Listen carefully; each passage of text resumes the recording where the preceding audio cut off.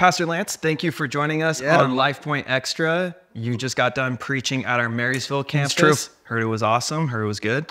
I have a fun question for you before we jump into questions about your sermon. Love a fun question. I think that this question really tells, a lot about a guy. Yeah. Okay. So if you were stranded on a deserted island and could only have 3 things with you, what would they be? Whoa. It's a great question.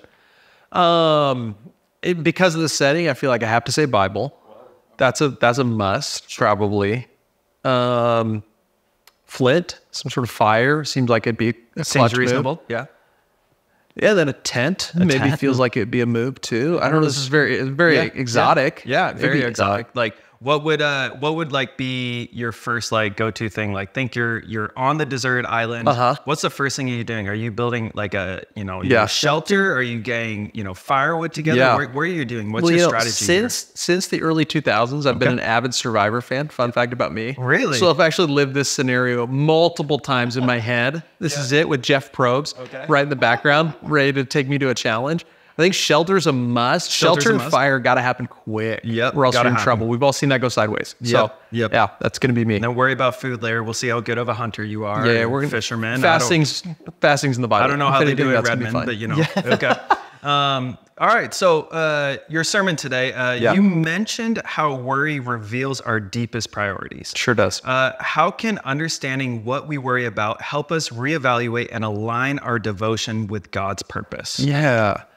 I think if you reverse engineer your worry, you're usually going to find your priorities. Worry doesn't just sprout out of nowhere. It's tied to something. So if we can untie it, I think usually you find some success and at least relief from some of the worries that are a bit peripheral.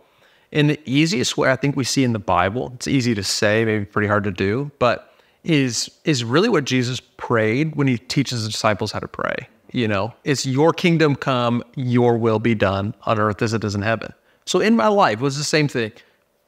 Could I just pray that God's kingdom be done? His will be done in my life? And it starts to narrow the focus on the things that are actually worth worrying about. It starts to really narrow the focus on the things that are worth devoting our time and attention to, because we don't end up devoting a lot of our time and attention to things we're not that devoted to. So we don't worry about them. Like I don't worry about your email inbox.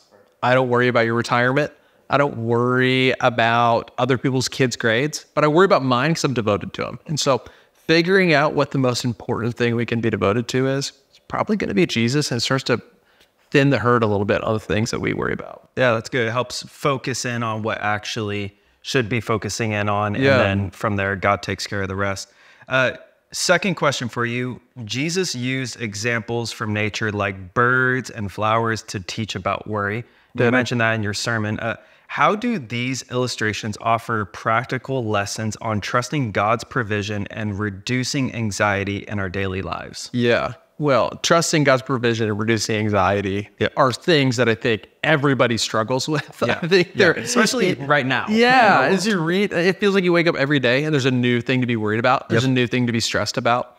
And so Jesus in his time was just this master communicator. You got to imagine he's teaching all these people out in nature. He can point at that point to, hey, look at the birds, look at the flowers. How much work and effort do they put in? Rarely have I ever heard of a bird with a 401k. It doesn't really think about its retirement in a way that we do. Now we're blessed and we should plan and all those things. That's great.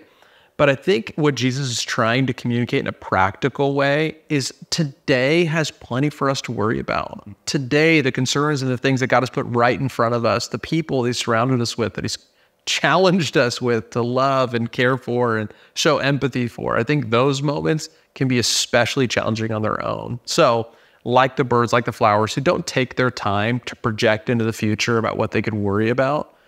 Instead, they kind of tether it to what happens right now. And I think in a refreshing way, we could take a lesson from that. And Jesus says, even though you have the capacity to look ahead, which has benefited us in a lot of ways through human history, let's use it for good and not for evil, right? Yeah, that's great.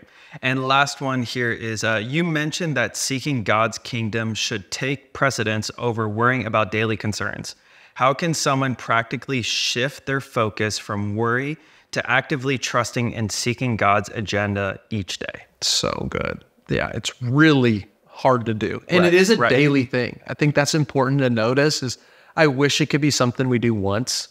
Like I referenced in my message, the Olympics are coming, which is super. Are you an Olympics guy? Not at all. You don't watch even a lick of it? None. Couldn't care. Couldn't care. You are so unpatriotic, I couldn't even start. That is unbelievable. All right. I don't even know.